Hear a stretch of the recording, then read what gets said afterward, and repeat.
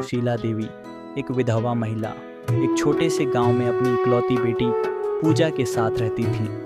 उनका जीवन संघर्षपूर्ण था। सुशीला देवी ने पति के निधन के बाद अपनी पूरी जिंदगी अपनी बेटी की परवरिश और पढ़ाई लिखाई में लगा दी। वह दिन भर खेतों में काम करती और रात को पूजा को पढ़ाती। पूजा एक होनहार और संस्कारी लड़की थी। गांव में लोग सुशीला देवी और पूजा के संघर्ष की मिसाल देते थे। पूजा की मां ने गरीबी में भी अपनी बेटी को ऊंचे संस्कार दिए और उसे एक शिक्षित, आत्मनिर्भर इंसान बनाया। सुशीला देवी के जीवन का एकमात्र सपना था कि पूजा एक अच्छे घर में शादी कर खुशहाल जीवन जिए। कुछ समय बाद पूजा का रिश्ता शहर के एक अमीर परिवार में तय हो गया। लड़के का नाम आर्यन था। वह एक पढ़ा लिखा और सुलझा हुआ व्यक्ति था। हालांकि आर्यन का परिवार काफ़ी अमीर और प्रतिष्ठित था, लेकिन उनमें अहंकार और घमंड कूट कूट कर भरा हुआ था। शादी धूमधाम से हुई। सुशीला देवी ने अपनी सीमित आय के बावजूद शादी में कोई कसर नहीं छोड़ी।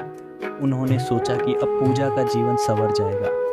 पूजा भी अपने नए परिवार में घुलने मिलने की कोशिश करने लगी। ससुराल वालों का असली चेहरा शुरुआत में सब कुछ ठीक लग रहा था, लेकिन कुछ ही समय बाद पूजा की सास सरला देवी का असली स्वभाव सामने आने लगा। सरला देवी अक्सर पूजा को उसकी मां की गरीबी के लिए ताने मारती। वह कहती, तुम्हारी मां ने तुम्हें अमीर घर में भेजकर अपना भाग्य चमकाया है। पूजा यह सब चुपचाप सहन करती रही। वह नहीं चाहती थी कि उसके परिवार में किसी भी प्रकार की अनबन हो, लेकिन धीरे धीरे सास और बाकी घर वालों का व्यवहार और कठोर होता गया। एक दिन सरला देवी ने पूजा से कहा, तुम्हारी माँ को यहाँ बुलाओ। वह वैसे भी खाली बैठी रहती होगी। वह घर के कामों में मदद कर सकती है। पूजा ने विरोध किया, लेकिन सास ने इसे अपना अधिकार मानते हुए सुशीला देवी को बुलाने की जिद की। आर्यन ने भी इस मामले में कोई दखल नहीं दिया।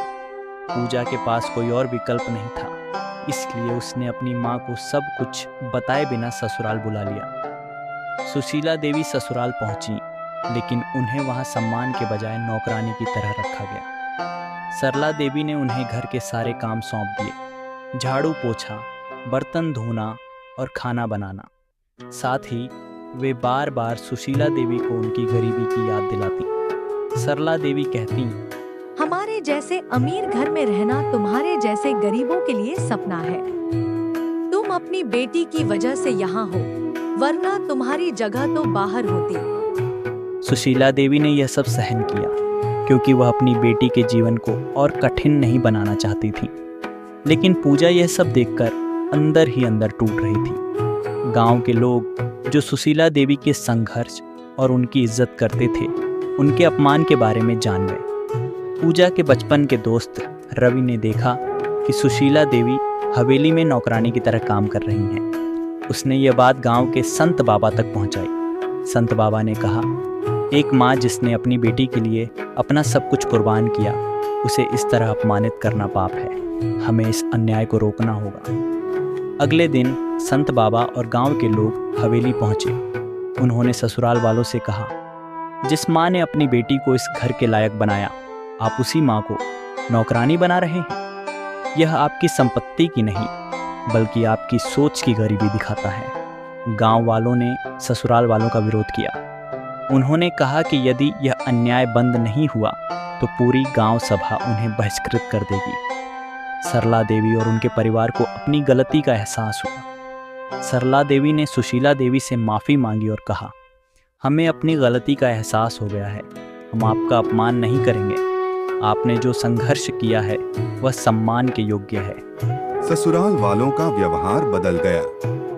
उन्होंने सुशीला देवी को सम्मान के साथ उनके घर वापस भेजा। पूजा को भी अब ससुराल में सुख शांति मिलने लगी। सुशीला देवी ने अपनी बेटी को गले लगाते हुए कहा, संघर्ष और धैर्य से ही किसी भी समस्या का हल निकाला जा सकता है। पूजा ने गांव वालों और संत बाबा का आभार व्यक्त किया, जिनकी वजह से उसकी मां को न्याय मिला। माता पिता का सम्मान करना हमारा पहला धर्म है। गरीबी का मजाक, अन्याय का डटकर सामना करें। क्योंकि सच की जीत हमेशा होती है। परिवार में प्यार और सम्मान से ही सुख शांति बनी रहती है।